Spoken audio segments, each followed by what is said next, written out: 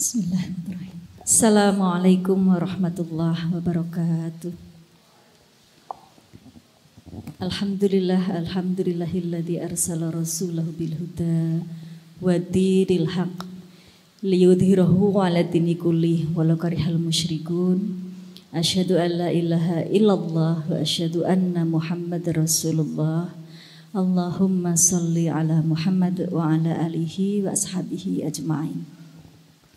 Yang kami hormati para pengelola ngabuburit ya pada sore hari ini, dan juga tentu yang sangat saya banggakan pengelola ngaji filsafat yang ternyata udah 10 tahun aja gitu ya.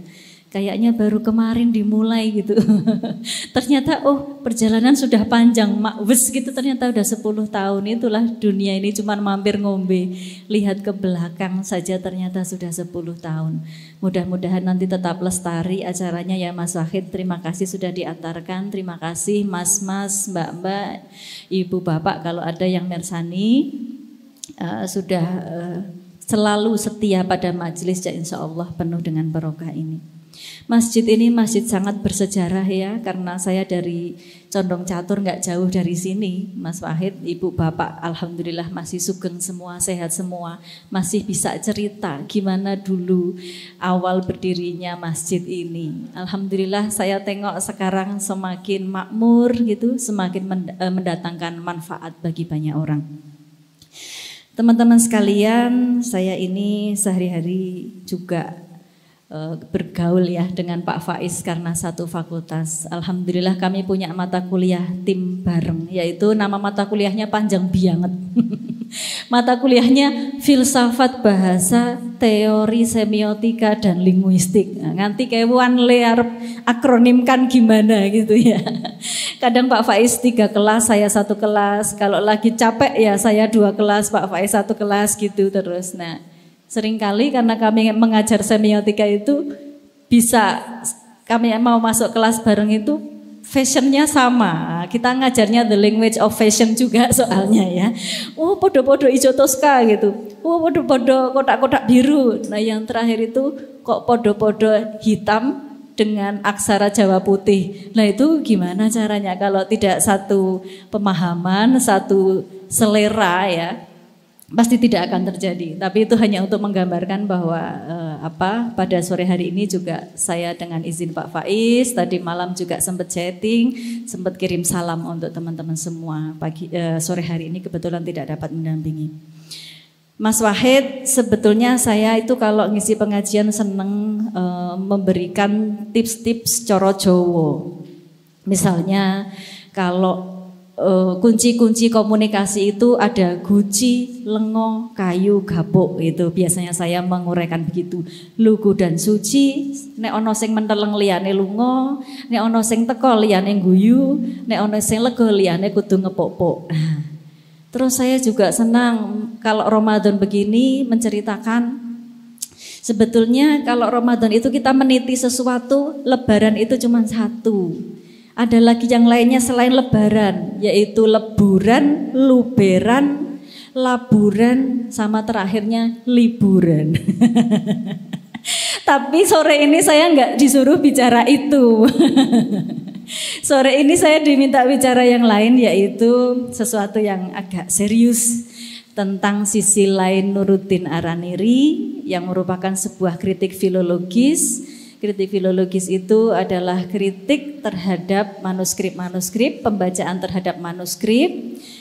Kita mengambil bagaimanakah sebetulnya spiritualitas Nusantara itu pernah ada dinamika di abad ke-17.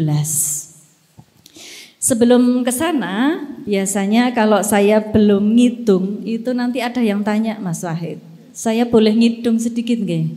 Kalau di YouTube saya kidungnya coro Jowo. Kalau ini karena pemirsanya dari seluruh Indonesia sudah saya bahasakan. Hanya bedanya kalau yang coro Jawa itu bercerita tentang kematian fisik. Nah kalau yang ini adalah kematian kebenaran. Bahasa Indonesianya. Tapi ini sudah mendekati maghrib, maaf kalau suaranya agak lemah nggih. Sudah wahnan ala wahnin ini. Menunggu beduk maghrib. Bismillah. Hai saudara, janganlah lupa kehidupan di alam dunia, sungguh-sungguhlah belajar agar besok tak menyesal. Ingatlah di masa kini, peradaban tak sama lagi, semuanya serba mudah, banyak unduh, banyak unggah. Karena mic-nya bagus tak terus ke ya Mas Sahid. Mbak Edom Guyue. Masa kini semua pintar, namun sumbernya tak berdasar. Semuanya serasa pakar, verifikasi tak sabar. Karena itu tak ada pilihan, filologi dipelajari agar tahu sumber yang pasti, bermanfaat sampai nanti. Nah itu kidungnya sebagai syarat. Matur nuwun atas tepuk tangannya. Ibu bapak, kalau ada yang sudah ibu-ibu, sudah bapak-bapak, ini kayaknya mbak-mbak mas-mas semua ya. Kita mulai masuk ya ke yang lebih serius gitu. Sastra lama itu sebetulnya adalah wacana dan praksis keagamaan. Kita tahu bahwa jumlah penduduk Indonesia itu banyak banget. Data pada waktu itu di tahun 2020 kita ini sudah 270,20 juta jiwa. Kalau ada yang lebih baru monggo ditambahi nanti. Dan dalam survei yang sebelumnya 87,18%-nya beragama Islam. Dan itu tidak terkonsentrasi pada satu wilayah saja tetapi menyebar. Tentu kemudian kita berpikir ini pasti karena suatu hal gitu ya. Tidak terus ujuk-ujuk, ada semua merata di banyak tempat. Maka dalam tulisannya Profesor Hamamah Suratno dan juga dalam berbagai rujukan telah banyak sekali ditulis bahwa Islamisasi memang telah terjadi.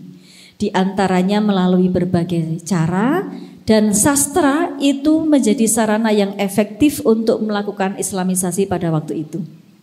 Zaman kan terus-menerus berubah nggih, Bapak-bapak dan Ibu-ibu, untuk melakukan suatu komunikasi pasti berubah. Sekarang misalnya TikTok, YouTube udah mulai ditinggal kan Mas ya. TikTok ya. Kalau zaman dahulu yang sarana paling efektifnya itu adalah sastra.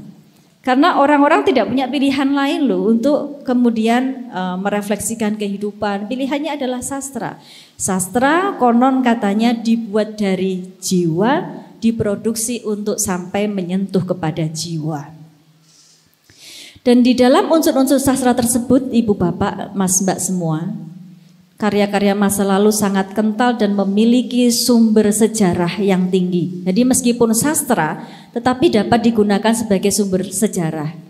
Karena di dalam sastra itu kan misalnya ada sastra yang kemudian menunjukkan tempat-tempat tertentu, nah itu kan sejarah. Dia menunjukkan peristiwa-peristiwa tertentu, nah itu kan juga sejarah.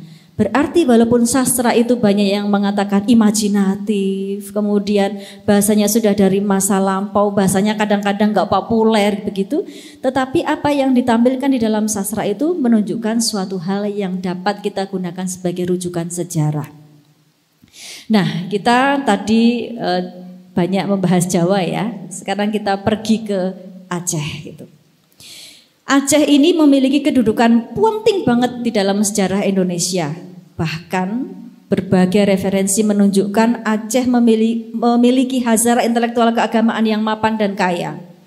Belum lama ini saya juga menguji Kepala Perpustakaan Museum Lok Sumawe.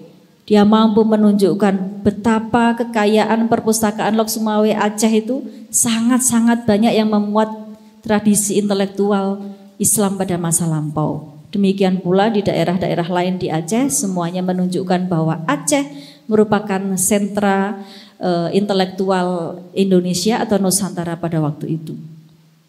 Bapak-bapak dan ibu-ibu, mbak-mbak dan mas-mas sekalian, menurut referensi yang saya baca dari karya Profesor Baroroh, beliau mengatakan bahwa pada masa lampau, tepatnya di abad ke-16, 17, dan 18, karya tasawuf merupakan karya yang paling dominan dan menjadi madhab kerajaan. Jadi dari semua yang ditinggalkan itu, tema yang paling dominannya adalah tasawuf. Naskah-naskah tersebut menunjukkan pada masa itu, masyarakat itu tidak selalu berada dalam harmoni kehidupan beragama.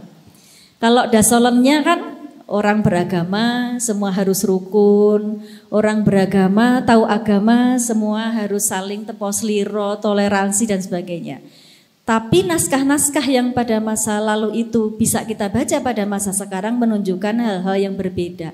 Mereka, para penulis-penulis itu bisa kita tengarai dari tulisan-tulisannya hidup juga di dalam ketidakharmonisan dalam beragama, kehidupan beragama.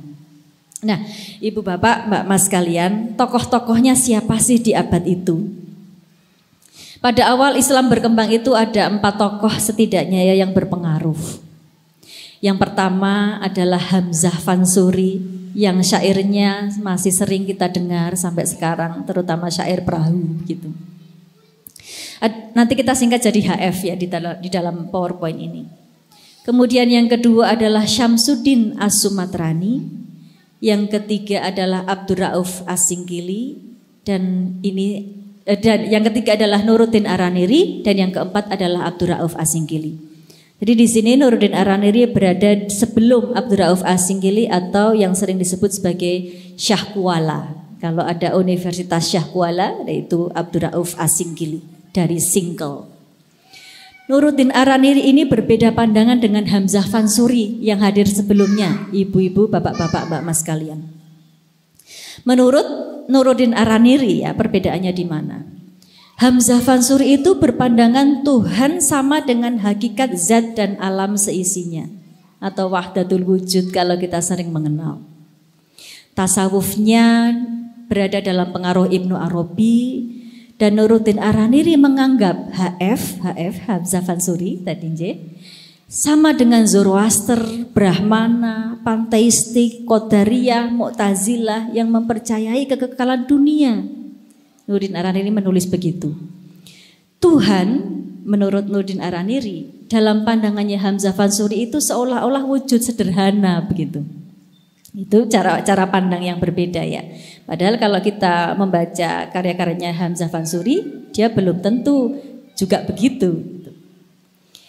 Nah, perannya adalah pada masa itu Araniri menjadikan Aceh sebagai benteng kekuatan Islam, bahkan dia bisa berhasil menjadi Syekhul Islam, kerajaan pada masa itu. Nah, mengapa kok sampai kemudian ada perguruan tingginya Nuruddin Araniri ya? Araniri nggak pakai Nuruddin ya perguruan tingginya. Kok sampai kemudian diakui sebagai intelektual? Karena dia itu orangnya sergep nulis nih. Di sini ibu bapak yang sergep nulis sinten ya? Nggak banyak orang. Kalau orang mendengarkan kajian, mendengarkan kuliah banyak, tapi yang nulis itu yang memproduksi pesan itu tidak banyak. Itu susah memproduksi pesan itu, karena harus mengkonstruksi logika, kemudian harus memetakan bagaimana supaya pembaca mudah menerima sistematika yang baik kan gitu. Nah hebatnya Nuruddin Araniri itu mampu menuliskan banyak sekali karya. Ada beberapa rujukan, ada yang menyebut 26, ada yang menyebut 31, tapi kemudian saya ambil dari mana-mana, totalnya jadi 36 karya. Itu hanya selama 7 tahun di Aceh. Apa saja masalahnya di dalam karya tersebut? Ada masalah iman, ada masalah Islam, ada masalah ma'rifat, ada masalah tauhid, dan ada juga beberapa tulisannya yang eksplisit menganggap bahwa Hamzah Fansuri, ulama yang datang sebelumnya itu adalah wujudiyah yang mulhidah, yang keluar dari apa yang seharusnya. Itu banyak tulisannya. Dari tadi dikenalkan Nuruddin Araniri, siapa sih dia? Gitu ya. Mari kita lihat. Nama panjangnya panjang banget, tapi lebih panjang ini daripada nama mata kuliah saya sama Pak Faiz tadi. Nuruddin bin Ali bin Hasanji bin Muhammad Hamid Ar-Raniri Al-Quraisy Al-Syafi'i. Ranir yang disebut di situ Ar-Raniri adalah maksudnya render. Sebuah kota tua di Gujarat sana, ibu bapak sekalian, mbak mas sekalian, yang kemudian diserang oleh Portugis, sehingga dia mencari perlindungan nih kemana nih. Hasanji pada nama tersebut menunjukkan bahwa Nuruddin Araniri berhubungan dengan keluarga Arab. Referensi yang saya baca seperti itu. Jadi keturunan Arab, kira-kira begitu. Nuruddin Araniri adalah pembelajar ajaran Al-Ghazali, teman-teman sekalian, seorang syekh juga dikenal begitu. Selain syekh tentu karena tadi coraknya sastra, dia juga dikenal sebagai seorang pujangga, ya. Pujangga, ahli bahasa karena dia menguasai banyak bahasa dan pembelajar cepat luar biasa. Bukan dari orang asli Aceh tetapi bisa berbahasa Melayu dengan baik. Bahkan ia mempelajari bahasa Melayu sejak masih di Gujarat sana, udah belajar. Saking kerennya bahasa Melayu waktu itu teman-teman, sampai kemudian orang-orang di luar Melayu itu ingin belajar bahasa Melayu. Nah, ketika Ranir menjadi kota yang terpuruk, ya ambruk begitu, Nuruddin Araniri datang ke Aceh pada 31 Mei 1637 atau abad ke-17. Dan ia tinggal di Aceh selama 7 tahun.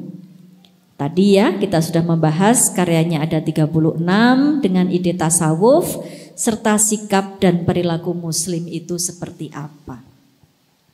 Dari 36 itu saya kalau penelitian nggak rampung baca semuanya, bisa sampai pensiun belum selesai. Suwi banget. Nah, diambil 3 saja. Yang pertama adalah Tibyan fi Ma'rifatil Adyan. Ya. Ini sudah direproduksi oleh Verhoeven dan Drouwes ya, Van Ronkel, Joybol, dan di Amsterdam, London, Kuala Lumpur semuanya ada, di Aceh juga ada, dan sudah dikaji juga oleh Ibu Teria Washim dari UIN Sunan Kalijaga sudah purna, kemudian oleh Profesor Sangitu juga sudah ditransliterasi begitu. Tapi saya merasa kurang pas dengan transliterasi beliau berdua dan juga ilmuwan lain sehingga saya melakukan transliterasi ulang. Transliterasi itu adalah memindah aksara antara yang aksara Jawi ya, hurufnya itu Arab tetapi bacanya Melayu begitu. Saya lakukan lagi dengan dasar koleksi Leiden COD OR 3291 yang tersimpan salinannya di Fakultas Ilmu Budaya UGM. Setelah dari mana-mana, oh adanya di situ, yang terbagus di situ. Tibyan fi Ma'rifatil Adyan, kita singkat Tibyan saja. Kemudian yang kedua adalah Hujjatus Siddiq Lidaf'i Zindiq. Kita singkat Hujjatus Siddiq saja, tidak kedawan. Sudah ada juga berbagai macam terbitannya ya teman-teman semua, tetapi kemudian yang saya ambil koleksi London Russ Maxwell 93 yang juga salinannya tersimpan di Fakultas Ilmu Budaya UGM. Dan ini kemudian saya lakukan pembacaan ulang meskipun mungkin ilmuwan lain sudah pernah membacanya. Nah, yang ketiga ini yang paling sulit teman-teman semua. Fathul Mubin alal Mulhiddin, paling sulit dicari. Katanya Profesor Hamamah kagungan, punya, saya ke sana. Digolek-goleki ora ono itu udah nggak ada. Coba kamu ke Aceh, 2013 saya ke Aceh, 2014 saya ke Aceh. Itu nggak nemu-nemu juga itu. Di perpustakaan Aceh katanya ada, nggak nemu itu. Saya keliling-keliling dayoh Tano AB. Ada yang menyimpan naskah-naskah Nuruddin Araniri tapi bukan yang ini, bukan yang fenomenal ya, yaitu Fathul Mubin alal Mulhiddin gitu. Enggak ada. Saya korespondensi dengan banyak orang. Sampai kemudian Dekan Fadib saat ini Bapak Dr. Muhammad Wildan mencarikan sampai ke Jerman. Nah, di ublek-ublek perpustakaan Jerman. Gak ada juga yang Fathul Mubin Alal Mulhidin. Adanya yang lain, karya Nurdin Aranir yang lain. Saya makanya mengucapkan terima kasih sekali itu Pak Dekan Adab ya, yang mencarikan sampai keliling dunia. Ke Belanda juga beliau carikan waktu itu ya. Nah, kemudian jatuhnya ternyata di koleksi pribadi Ali Hashmi di Aceh sana 179 TS4 YPAH 2005 milik Ahmad Daudi, orang Aceh ya, ilmuwan di Aceh. Maka kemudian satu demi satu, halaman demi halaman saya potret, saya baca begitu, saya lakukan transliterasi. Nah, Ibu Bapak Mbak Mas kalian, kalau kita membaca manuskrip itu mau mengungkap aspeknya apa saja toh gitu ya. Ini biar pada kepingin aja, karena saya yakin Ibu Bapak Mbak Mas kalian juga punya penglihatan atau punya pengalaman bahwa pernah melihat manuskrip di mana gitu ya. Terus kalau kita dapat manuskrip itu so what, mau diapain gitu. Kadang-kadang langkah-langkahnya mungkin kita belum begitu tahu maunya harus gimana. Nah, aspek-aspek pernaskahan pertama yang dapat kita lihat. Pernaskahan itu persoalan eksistensi. Kalau kita mau menerima naskah kan nggak langsung isinya, tapi bahwa dia hadir di abad 21 saat ditulis di abad 16 itu kan sesuatu banget gitu ya. Bahwa kita adanya di sekarang ini karena adanya orang masa lampau. Jadi kehadiran kita sekarang adalah rangkaian dari kehadiran orang-orang dan intelektual-intelektual masa lampau. Seluk-beluk naskah itu seperti apa? Berapa senti? Yang keropos berapa? Yang tintanya blobor itu seperti apa begitu? Yang kata-katanya ada atau tidak itu seperti apa? Misalnya saya menemukan kata terbunyi. Terbunyi kan sekarang nggak ada ya. Terbunyi di mana-mana nggak ada. Apa maksudnya terbunyi? Nah, oleh transliterasi yang lampau ada seorang peneliti yang menuliskan terbunyi ini dengan tersembunyi. Nah, tersembunyi ditambahi sendiri. Nah, padahal maknanya jadi beda. Terbunyi itu mengatakan sesuatu, tersembunyi malah menyimpan sesuatu, kan berbeda sekali. Maka kemudian saya berijtihad gimana caranya memahami sebelumnya, memahami sesudahnya. Oh, ini hakul yakin artinya adalah terkatakan. Jadi terbunyi itu artinya terkatakan. Bahasanya sudah beda kalau dari abad ke-16, abad ke-17 dengan sekarang bahasanya sangat berbeda. Maka yang pertama sekali adalah aspek kepernaskahan dan yang kedua adalah aspek kesastraan. Kesastraan ini kaitannya dengan style kebahasaan zaman dahulu dengan zaman sekarang sangat-sangat berbeda. Padanan-padanan katanya berbeda. Kemudian kalau ada kata-kata kata-kata majemuk juga kadang-kadang artinya sudah berbeda antara zaman dahulu dengan zaman sekarang. Dan karena pada masa lampau itu banyak manuskrip-manuskrip yang ditulis oleh ulama, ditulis oleh pujangga-pujangga kerajaan, makanya tulisan-tulisan itu selalu bernilai. Sehingga ada aspek-aspek keagamaan yang berpengaruh di masyarakat yang kita peroleh pada saat kita membaca manuskrip. Jadi bukan naskah sembarangan, uang kertasnya aja kadang-kadang kertas yang sangat leks ya. Edisinya bisa dari daluang atau pelepah-pelepah, ada pelepah daun pisang, ada pelepah kurma kalau di Mesir kan gitu. Ada pelepah-pelepah dari kulit-kulit binatang begitu. Dan juga kalau mengambil dari Eropa karena pada masa itu bangsa Eropa sudah banyak memproduksi, kadang-kadang sampai bisa diterawang. Dan dalam terawangan itu ada watermarknya seperti uang, saking pentingnya kertas ya. Saking sedikitnya kertas itu sampai bisa diterawang. Sehingga gitu, oh gambarnya mirip Liverpool. Nah, lalu saya nanti lihat di dalam kamus watermark kira-kira gambar Liverpool ini dari tahun berapa. Itu saya bisa lihat. Oh, kalau gambar Liverpool itu kira-kira dari tahun ke 17 sekian. Itu ada karena setiap tahun biasanya logo-logonya ganti untuk kertas-kertas Eropa. Nah, dan yang terakhir yang paling penting adalah aspek perkembangan berpikir. Nah, pada saat kita mempelajari manuskrip itu adalah peninggalan intelektual masa lampau. Nah, berarti aspek perkembangan berpikir manusia bisa kelacak. Kalau orang zaman sekarang masih suka padu, zaman mbiyen-mbiyene simbah-simbahe piye gitu ya. Kalau zaman sekarang orang tidak menghargai pendapat antara satu dengan pendapat yang lain, sebetulnya masa lampau itu udah selesai belum sih gitu. Ternyata masa lampau juga ada, masa sekarang belum selesai. Nah, perkembangan pemikirannya itu bisa kita ambil teman-teman, jadi ada 4 aspek, aspek penaskahan, kesastraan, keagamaan, dan perkembangan berpikir manusia. Sehingga kemudian saya mencari, benar enggak karya sastra itu efektif untuk penyampaian proses islamisasi?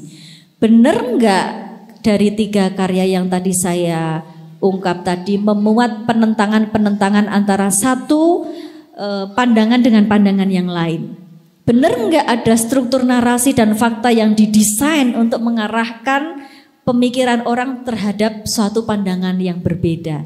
Bagaimana sebetulnya penentangan-penentangan itu terjadi sehingga bisa kita tarik ke masa sekarang supaya kita tidak saling menentang di dalam memahami kehidupan beragama masing-masing.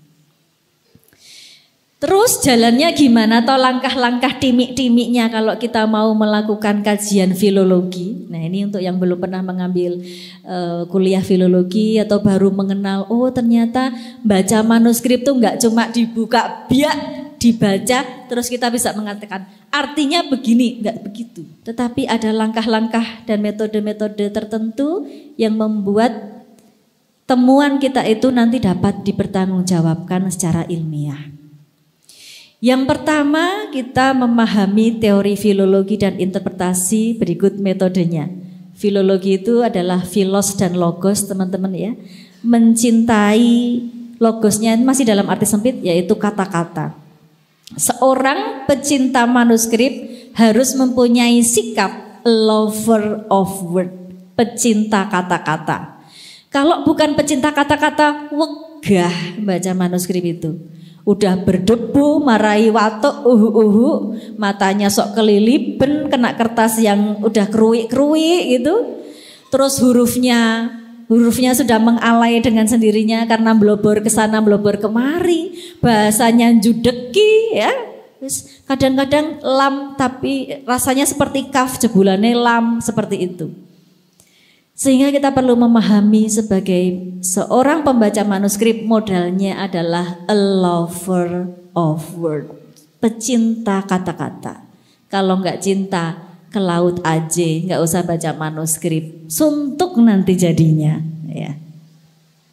Dan interpretasi ya, nanti mungkin sering kan kita dapat teori-teori dari Pak Fahrudin Faiz, cara menginterpretasikan Gadamer gimana, cara menginterpretasikan Julia Kristeva gimana ya. Itu Anda bisa mengkombinasikan itu di dalam pembacaan manuskrip. Karena manuskrip ini kata-katanya banyak yang penuh teka-teki sehingga interpretasi harus main di situ. Kemudian ada studi katalog, mencari naskah itu benar nggak manuskrip yang sedang saya pegang ini kualitasnya paling baik dibandingkan dengan judul yang sama tapi manuskripnya beda-beda. Maka studi katalog, di Aceh ada apa, di Jakarta ada apa, di Belanda ada apa, di Jerman ada apa, semua dilihat. Baru kemudian kita mengambil salinan yang terbaik, edisi yang terbaik untuk kemudian kita deskripsikan. Di antara naskah-naskah itu kita baca mana yang paling unggul, kemudian kita sunting. Sunting itu artinya bukan mempersunting ya, menyunting di rambutnya juga bukan ya, tapi melakukan salinan. Nah, disalin dalam tulisan yang lebih bagus atau dalam huruf Latin zaman now gitu.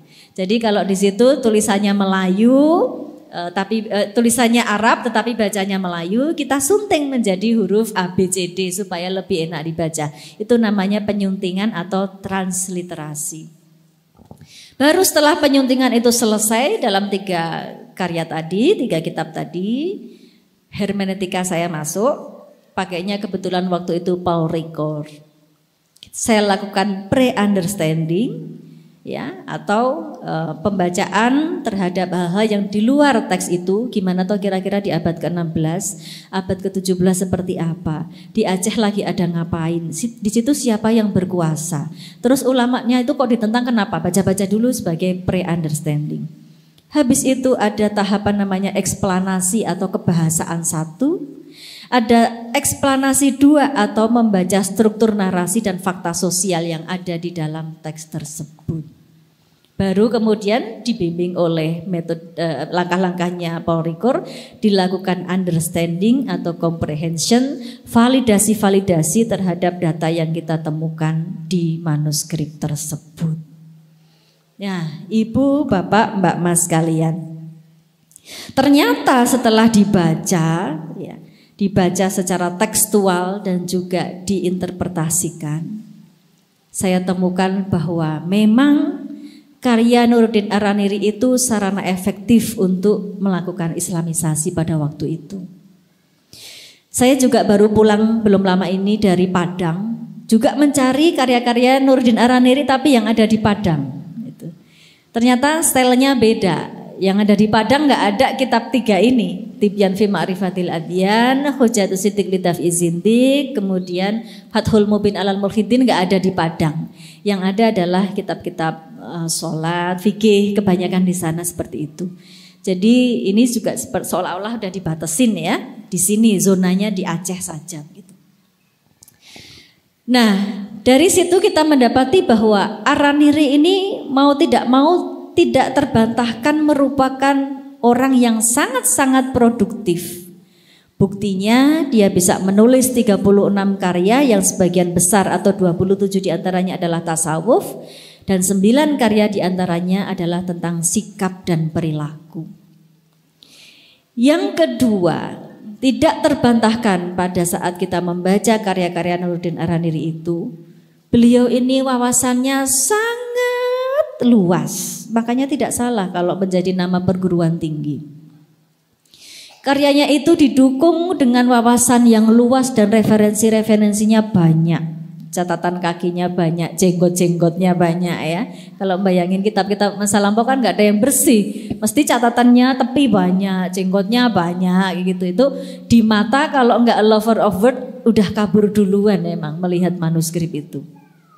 Beliau dikenal sebagai ulama, syekhul Islam dan intelektual berpengaruh sekali pada masanya. Dan yang ketiga, beliau ini adalah mahir ya, mahirnya mahir jiddan. Karena banyaknya jumlah karya itu menunjukkan Araniri mahir dalam menggunakan bahasa Arab sekaligus bahasa Melayu, teman-teman. Arabnya bagus, Melayunya bagus, ya nggak seperti saya yang gerudal-geradul inilah, jauh gitu ya, keulamaannya tuh jauh sekali, luar biasa. Dan tasawuf itu adalah hal yang menjadi perhatiannya. Dia banyak menyebut dirinya itu adalah wujudiyah yang muwahidah. Sementara ulama yang hadir sebelumnya dia sebut sebagai wujudiyah yang mulhidah. Nah, di sini juga ada fenomena yang saya lihat, yaitu kesatuan ide Araniri. Kalau kadang-kadang kan kita menulis itu idenya banyak. Tulisan di blog ini mungkin berbeda dengan di blog itu gitu ya. Kadang yang re-nya juga beda-beda. Mungkin ada yang senang puisi, ada juga yang senang bikin lagu, ada yang senang bikin prosa kan gitu-gitu. Idenya kadang menyebar, nggak fokus. Tapi kalau Nuruddin Araniri ini saya lihat ada kesatuan ide. Kenapa? Karena ada fenomena saling sebut di dalam karyanya itu. Pada saat dia menulis ini menyebut karya A begitu. Karya A menyebut bahwa dia akan segera menulis karya C. Berarti di otaknya ini udah terstruktur. Habis ini aku nulis ini, habis ini aku nulis ini, habis ini aku nulis ini gitu. Jadi memang ini jenius ya, cerdas luar biasa. Karena meninggalkan banyak sekali karya dengan ide yang satu gitu. Ide yang betul-betul erat antara satu tulisan dengan tulisan yang lainnya. Nah tetapi, ini ada tetapinya ya. Ada hal-hal yang merupakan bentuk-bentuk penentangan terhadap sebelumnya. Yang ekspresi-ekspresinya itu menarik untuk kita lihat bersama gitu ya. Seringkali di dalam 3 karya yang tadi saya sebut, beliau seolah-olah ingin menunjukkan bahwa beliau ini paling benar gitu kan, tidak bisa kita hindari ya. Kadang-kadang juga orang-orang yang kita kagumi gitu, bagus, tetapi kadang-kadang orang itu juga mempunyai wajah lain dalam kehidupannya di tempat lain gitu. Mungkin orangnya baik sekali, tapi ternyata di rumah mungkin ya dengan ART-nya galak, kan ada begitu. Nah, mungkin dia itu seorang yang kayaknya gagah kalau memimpin rapat gitu ya, tapi ternyata dengan istrinya manja sekali. Orang itu kan punya begitu, ada sisi lain dari kehidupannya yang nggak bisa kecium sama orang lain, kecuali a lover of word tadi bisa menyimpan gitu ya. Mungkin kalau orang lain bisa melihat gesturnya, yang ahli gestur bisa melihat gesturnya, yang ahli tulisan bisa lihat tulisannya gitu, yang ahli apa, orang itu tidak pernah ada dalam satu wajah, tapi dia mempunyai berbagai macam wajah. Dia seolah-olah ada di dalam unit narasi melalui ketiga karya tersebut, menunjukkan fakta sosial adanya anggapan dirinya paling benar dan pihak lain yang tidak sama dengan pandangan dia, terutama sekali yang dia sebut sebagai Hamzah Fansuri itu dengan para pengikutnya sesat, salah dan dolalah. Ya, karena perbedaan pandangan tentang wujud Allah tadi. Kemudian beliau juga menyebut beberapa stereotip negatif untuk orang-orang yang tidak sepandangan dengan beliau. Ya, samalah dengan orang-orang famous kita kalau di YouTube itu kan orangnya baik, anti korupsi, gini. Tapi ternyata dalam beberapa cuplikan YouTube di channel yang lain kan gitu ya, kita temukan dia melakukan pernyataan-pernyataan kontroversial. Misalnya kan gitu ada beberapa wajah.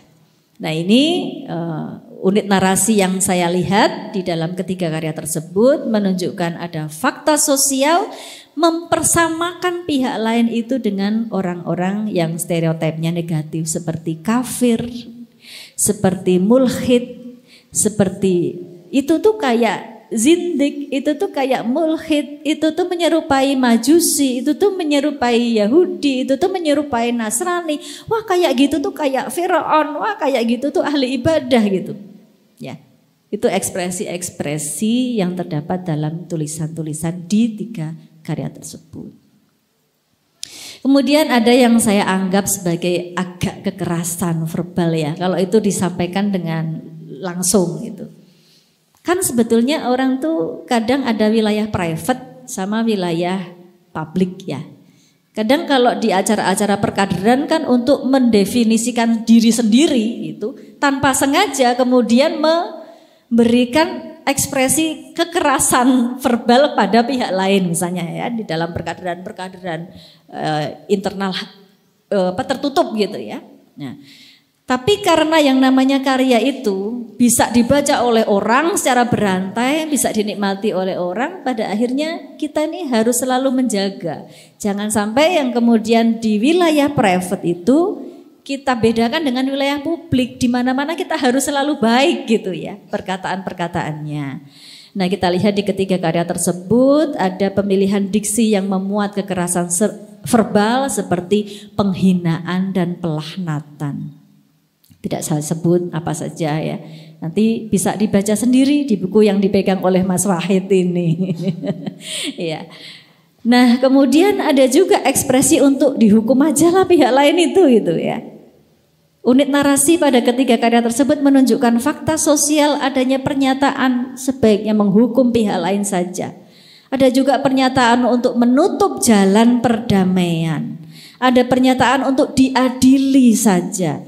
Ada pernyataan untuk ayo kita jatuhkan hukuman, ya, bahkan boleh juga untuk ditiadakan ya. Apabila memang itu sudah mengganggu kehidupan yang lainnya, memang betul-betul nggak mau kembali dari kehidupan yang mulhid, sudahlah diakhiri saja. Itu juga ada.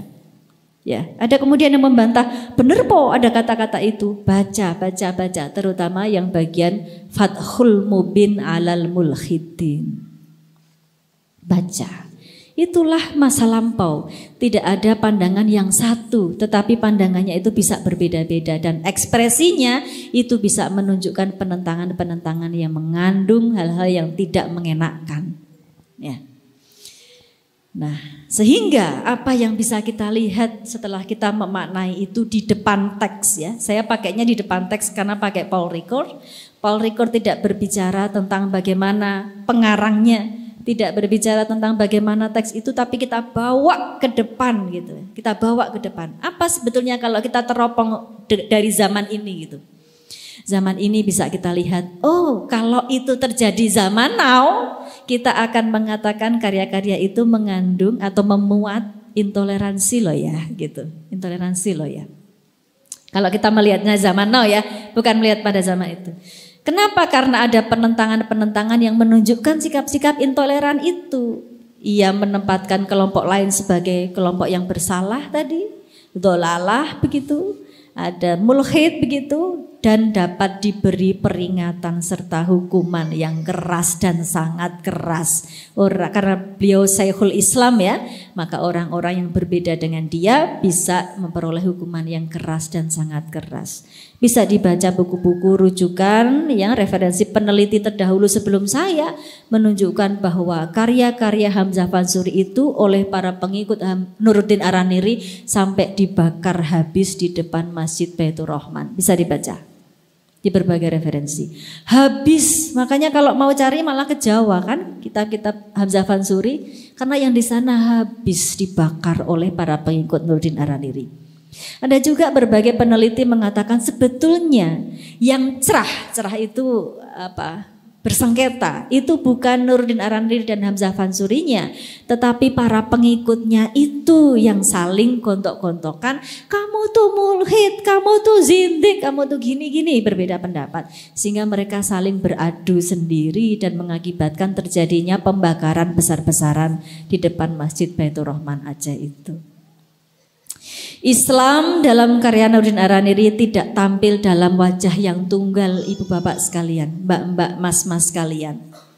Kenapa? Karena di satu sisi seringkali kita bisa membaca adanya muatan rahmatan lil alamin. Islam itu rahmatan lil alamin. Itu wajah pertama ya. Tetapi di sisi lain ada sikap intoleran yang menyebabkan konflik besar terjadi. 7 tahun Nuruddin Araniri di Indonesia adalah pelajaran berharga bagi bangsa ini. Wes toyo saiki ojo dibaleni. Kita kan membacanya pada zaman sekarang. Biyen wes tahu, dulu udah pernah kita itu mengalami hal yang sangat tidak enak, tidak mengenakan ya. Perbedaan pandangan bisa menyebabkan bisa menyebabkan penganut Nuruddin Araniri dan Hamzah Fansuri dahulu saling gontok-gontokan dalam tanda kutip ya. Dulu udah pernah boyo, sekarang jangan diulangi kan begitu. Wajah Islam di situ tidak tunggal, tetapi wajah Islam di situ bisa ganda, baik tapi juga intoleran. Rahmatan lil alamin tapi juga intoleran. Di sini juga ada hal yang ingin ditunjukkan kekuasaan ya, menunjukkan kekuasaan bahwa teks-teks keagamaan itu ternyata dapat digunakan juga untuk melakukan tindak intoleran. Ini Peter Berger banget, Mas Wahid dari Sosiologi Agama. Yang namanya bahasa itu tindakan sosial. Peter Berger kan begitu. Jadi jangan dianggap bahasa itu ya cuma tertinggal di teks, menguap ketika omongan, tapi bahasa itu adalah tindakan sosial. Nah, tindakan sosial itu pada masa lampau dapat kita baca, itu semua diperkuat oleh kekuasaan. Siapa yang berkuasa, dialah yang menguasai wacana. Sampai sekarang juga sama kan? Siapa yang berkuasa, dialah yang menguasai wacana. Pada saat itu beliau adalah Syekhul Islam, maka dialah yang menguasai wacana keagamaan yang benar menurut dia seperti apa.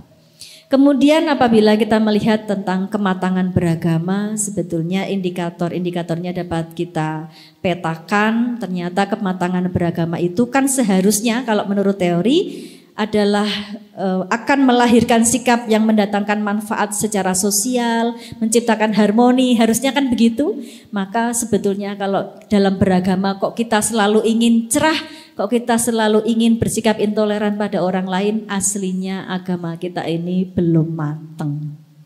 Dan yang terakhir, supaya kita dapat selalu sehat akal kita, tidak boleh kita ini bertaklid buta, melu kono, melu kene, yang dicocoki, yang disenengi gitu. Kalau zaman now kan para penikmat YouTube bisa memilih ya, puasanya ikut sana, nanti lebarannya ikut sini gitu. Dipilih secara ekleksis gitu ya. Tapi sebetulnya kalau kita menggunakan analisis kritis, nalar kritis kita dapat terjaga sehingga kita bisa menghadapi perbedaan itu dengan sangat dewasa. Ibu, Bapak, Mbak Mas sekalian, ini adalah bagian akhirnya tulisan saya. Ini kata-kata Pak Rektor yang menjadi kata pengantar buku tersebut. Alhamdulillah buku saya diberi kata pengantar oleh 2 orang yang hebat. Yang pertama adalah penguji saya, Bapak Profesor Dr. Azumardi Azra. Pada waktu itu beliau sampai sangat berharap segera diterbitkan. Kemudian satu demi satu beliau minta diterbitkan yang transliterasi Tibyan fi Ma'rifatil Adyan sendiri, Fathul Mubin sendiri, Hujatus Sidik sendiri. Beliau berwasiat kepada saya untuk menerbitkan satu-satu. Di akhir hidupnya chat dengan saya itu ya masalah menerbitkan Fathul Mubin alal mulhidin itu. Kemudian yang kedua dari Pak Rektor UIN Sunan Kalijaga, Profesor Al-Makin, ini yang saya kutip, tulisan ini mengajak menyelami narasi-narasi yang memuat strange, other, outsider, who are not equal, less worthy. Tulisan ini sekaligus menjadi refleksi positif bagi masyarakat pembaca dalam membangun kehidupan yang harmonis. Saya tutup presentasi saya dengan kidung lagi. Tadi kidung prosedulur Prode Elingo, ini kidung tentang wayahe turu kepati. Kayaknya udah pada ngantuk soalnya ini tadi ya. Enggak deng ya, pada semangat-semangat kok ya. Oke. Saat orang tidur nyenyak, burung-burung menyeruak, menyanyi serentak, ilmu sejati terkuak. Cici cuit, cici cici cuit, dede dilung, dede dilung. Pagi-pagi amat pagi, gunungnya terlihat asri. Kawan jangan henti, gali ilmu setiap hari. Ilmu hikmah, ilmu yang indah, ilmu berkah, ilmu yang megah. Sisi timur menerawang, jangan pada ongkang-ongkang. Kawan ayo hengkang, kejar ilmu sampai terang. Ilmu hikmah, ilmu yang indah, ilmu berkah, ilmu yang megah. Kenapa saya akhiri dengan kidung ini, Mas Wahid? Karena sebetulnya waktu saya mau diminta bicara ini, saya kira saya diminta merefleksikan 10 tahun ngaji filsafat seperti pembahasan awal. Saya sudah collecting data dari berbagai jurnal, banyak sekali yang sudah membahas ngaji filsafat. Dari respons mahasiswa, apa sih ngaji filsafat pentingnya buat elo gitu ya. Ternyata pentingnya itu karena bisa mengambil hikmah dari kehidupan. Saya juga mewawancarai beberapa akademisi, apa sih pentingnya ngaji filsafat menurutmu? Jawabannya sama, dengan mendengarkan ngaji filsafat, hikmah kehidupan ini menjadi lebih meresap begitu. Tapi kapan-kapan aja saya cerita lagi tentang review saya terhadap 10 tahun ngaji filsafat. Itu dulu dari saya. Wa'tasimu bihablillahi jami'an wa la tafarraqu. Wassalamualaikum warahmatullahi wabarakatuh.